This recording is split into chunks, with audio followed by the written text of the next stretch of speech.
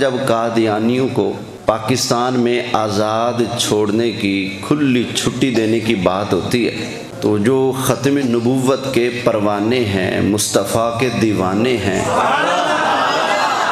وہ تو قطعاً یہ برداشت نہیں کرتے کہ میرے آقا کے غداروں کو یہاں کھلی چھٹی دی جائے۔ اس لیے پھر حضور کے عاشق، حضور کے غلام میدان میں اترتے ہیں۔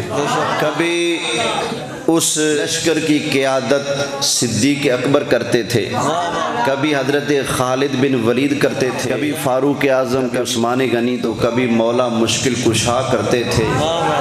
زمانہ بیتتا گیا، نئے نئے فتنے آتے گئے، نئے نئے مجاہد بھی پیدا ہوتے گئے۔ کبھی کوئی ڈاکو اٹھا تو احمد رضا بریلوی نے جواب دیا، کبھی کوئی ڈاکو اٹھا تو پیر میر علی شاہ صاحب نے کھمب ٹھپ دیتے۔ کبھی کسی نے ہیر پھیر کرنے کی کوشش کی تو ہمارا لاہور والا بابا سینہ تار کے سامنے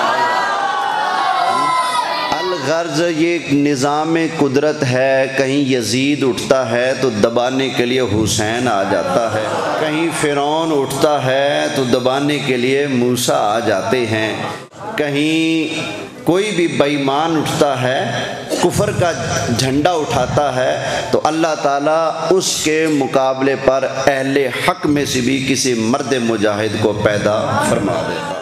اور یہ سلسلہ تا قیامت چلنا ہے۔ ابھی بڑے بڑے جھوٹے آنے ہیں اور بڑے بڑے سچے بھی آنے ہیں۔